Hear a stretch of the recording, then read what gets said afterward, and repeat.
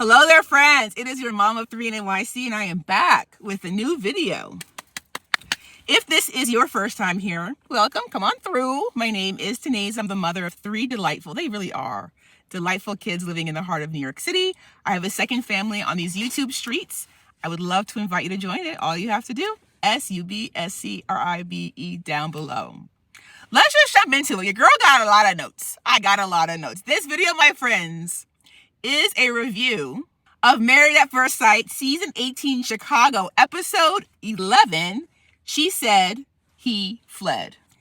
When I say I have notes for days on this episode, so in case you see me looking down, I want to make sure I get all my notes. Look. Look at that. Look at that. Didn't miss a minute. Let's jump right into it. We see Carla, sister. She comes to visit her in the new apartment. She brings dinner. Carla talks to her sister about this new transition in her life, how she now sees her clients at home. And what I liked about this conversation is that Carla recognizes that Juan is a businessman. He is. He's all about strategy, execution, and she appreciates that about him and is actually interested in growing closer to him through this experience and leaning on him for his support. Ikechi meets with Pastor Cal. Pastor Cal is there to figure out why he's self-sabotaging this marriage that you asked for, that you actually interviewed and applied for in multiple cities. Hashtag never forget. He says it's MM's attitude and the disrespect. Again, Tanaise, think that Ikechi has self-confidence issues in his mind, and he listens to the thoughts that he has to himself and thinks MM said them. That's what I think, because what he's saying is not, the math is not mathing. I don't think that she is doing all the things that he thinks she is doing. I think that his self-talk can be negative, and he's blaming his self-talk on her. Like, he really believes she's saying these things, and she's really not. Pastor Cal wants Ikechi to have the same conversation with MM for two reasons. One, resolution. We got it. We got to get some resolve here. Number two, education. Maybe MM does not realize how she is perceived by other people. So Pastor Cal wants Ikechi to be honest with her about how he's experiencing her so that she understands how she is being experienced. Michelle and David meet with the expert Dr. Pepper. According to Michelle, they have made great strides. I was like, okay, let me hear what they did. Let me hear the update, Michelle and David. When Michelle said she got home late one day and they stayed up late talking, I was like, how many hours? She said 20 minutes. That's a great stride. Whoa, we have a lot. It's over. It's over. Like, I keep having hope for them. A great stride is talking to your spouse for 20 minutes. I mean, I guess we have to start somewhere. I love how Dr. Pepper has them discuss their childhood. They each had tough childhoods in some respect. Michelle was always a poor kid. She had to have the discounted lunch. She was so embarrassed by the lack that she grew up in, whereas David was put into a private school and he was bullied for being partially Black. And so I like the fact that they were able to connect. And as you learn more about your partner, the more their actions do seem to make sense. I was here for Michelle until she said, David is like 10 years behind me. It should be, her middle name needs to be Disrespect, because she is so disrespectful. She said out of her mouth in front of him and the expert, he's 10 years behind me. He had to correct her. He's like, look, I am up for a promotion at work. If I get that promotion, I'll be making the exact same amount of money you make. He's a tough guy, because I would have been over her by now. I would have just been like, you know what? I'm not the one for you. Good luck.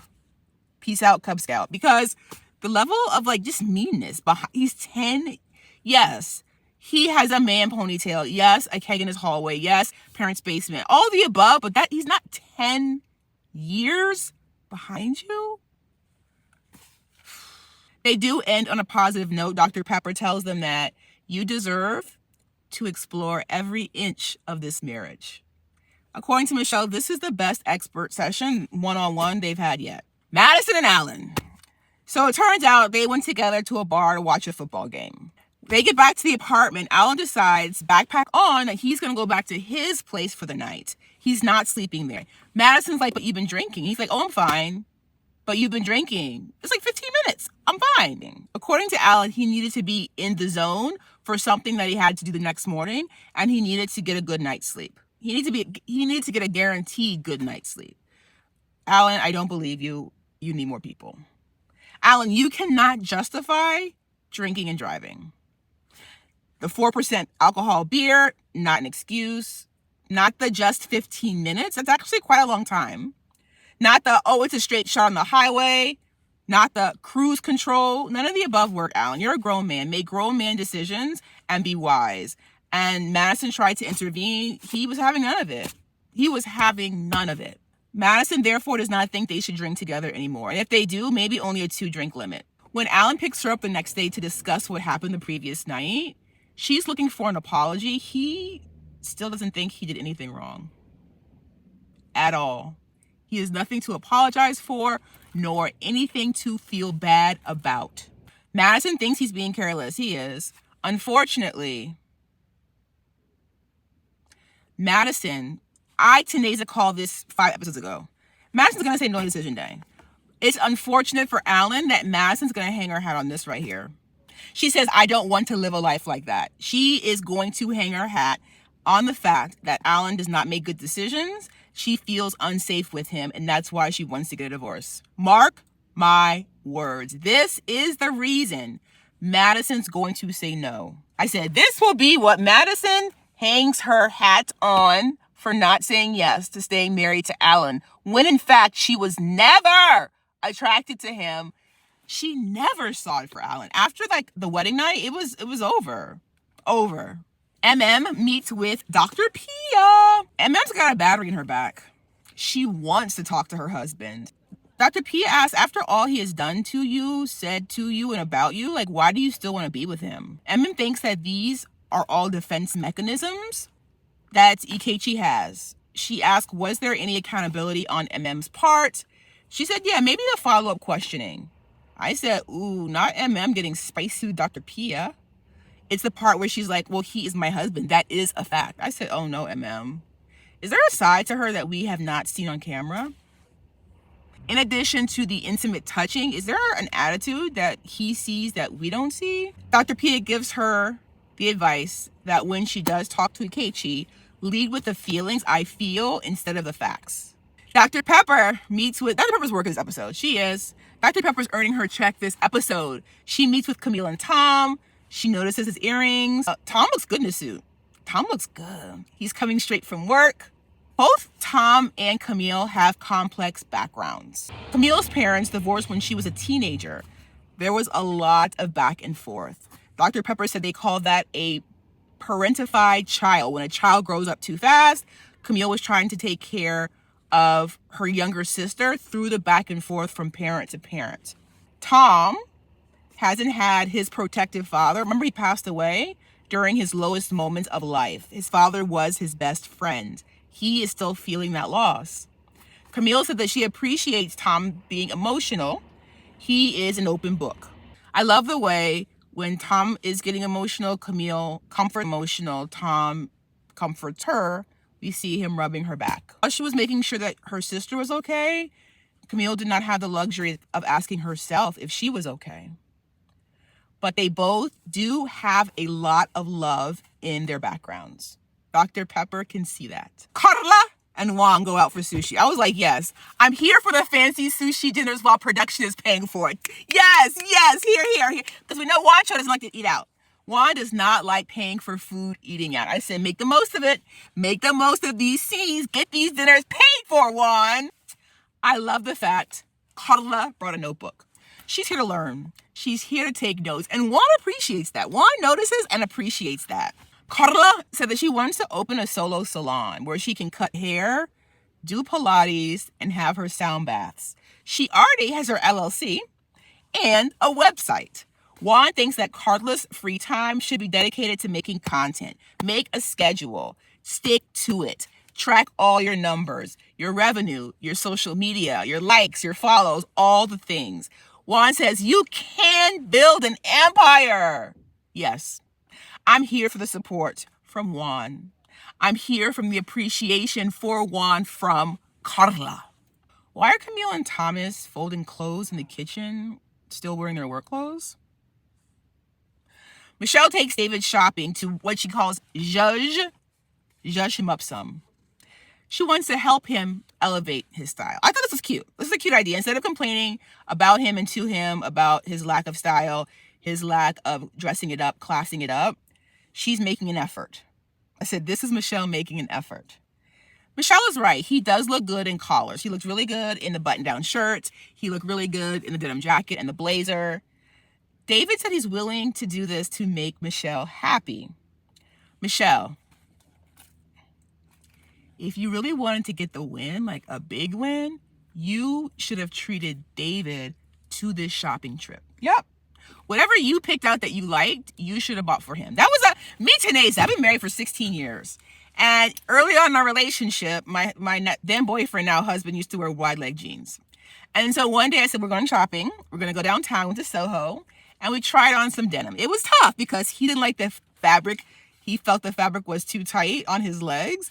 They were like regular slim fit jeans, not even skinny. Anywho, Michelle, you would have gotten the big win if you would have been like, what do you like? Like, what are, and if you're on a budget, what top 3 things did you like the most? It's on me. It's on me. That's what you should have done. Because we know that Dave's on a budget because he only bought one thing. If you really wanted to get the win, you got to be generous, Michelle. Madison and Alan meet with Dr. Pepper. Alan is coming to the conclusion that me, Tanesa, called out 4 episodes ago, that Madison's not into him. And Alan wants to know, what does Madison like about him? Like, what does she like? He said he's making an effort to shift. He's being more presentable. Is there anything that she is attracted to in him that makes all this worth it? So Dr. Pepper puts her on the spot and was like, what is there that you do like and appreciate about Alan? When she said his effort and his thoughtfulness, you say that about your grandma. It's over. It's over. Alan sees no level of attraction. He even comments that she gives more love to the other couples that they saw at their 1-month anniversary dinner than she does to him. It's easier for her to give them hugs and kisses than it is to give him affection. It's not a weird question to answer, Madison. You just don't like him. Dr. Pepper shares that they both had, quote, a rugged childhood. Poor Alan has blocked out so much of his childhood because he was in the middle of a custody battle between his mother and his father for years. Pure trauma. Madison did not feel safe as a child. Dr. Pepper, y'all gotta remember, Dr. Pepper watches all the footage. So then she was able to connect the dots for Alan. You drinking and driving triggered Madison because as a child, she felt unsafe. When you made that irresponsible decision, you made her feel unsafe. Cute scene. Camille and Thomas share letters they've written to their childhood selves. They're staying together. Mark my words. Mark my words. We got one couple out of this. One couple. Camille and Thomas are going to stay together. I love the fact that Juan is like super supportive of this episode. Between the business for Carla, he also goes to a Pilates session in a Pilates studio that Carla imagines for herself and her own business. I said he's a really good sport. It was a nice moment. Carla said that she has helped women feel better on the outside when doing their hair. She wants to help them internally. Juan appreciates the initiative Carla is taking. We have the conversation with the experts, MM and Ikechi. I said, sorry, Ikechi, talking about stuff, which he does not want to do all the time, is what has to happen. Be an adult. Be a grown person. MM says that she is waiting for an apology and effort from Ikechi. Not going to happen. It's not going to happen. He's not going to apologize. He does not see that he has done anything wrong. When did the conflict start? According to MM, it was at the housewarming party when Ikechi called her aggressive. Her point of view.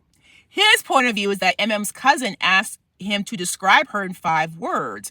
Aggressive was one of the words he used to describe her. He was simply answering another question as it pertains to MM. Pause. I, Tanesa, think that Ikechi is struggling with his sexuality. I do. I think Ikechi is struggling with his sexuality. I do. You should not be struggling with that in a marriage. You should be struggling with that outside of a marriage. You should not have got married in the first place. I think he thought getting married would solve his problems internally, And that's not the case. It's not. It's not. Pastor Cal says they need to organically allow the attraction. Ike, Ikechi is passionate and leads with his heart. Leads with her reasoning. Ikechi is art. Is science. Ikechi wants to experience who I am. Says, give me direction and help. They need to go into this thinking that I'm going to be there for you. We have to erase the equation and just be there. They ask, is it possible to move forward and forgive each other? Can commit to that. Ikechi says he just wants to be seen after a long day at work. How are you? How are you doing?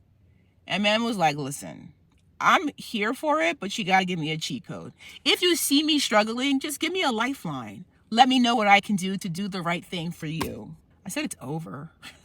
I say it's over, and then I have Pastor Cal doesn't think it's beyond doable. It is, but I like the fact that asks Ikechi, are you willing to move back in? He says yes. He could not be less excited. Ooh, he is not excited about this. He's going to do it. He doesn't want to do it. He doesn't want to do it. What an episode. As always, leave any questions, comments down below.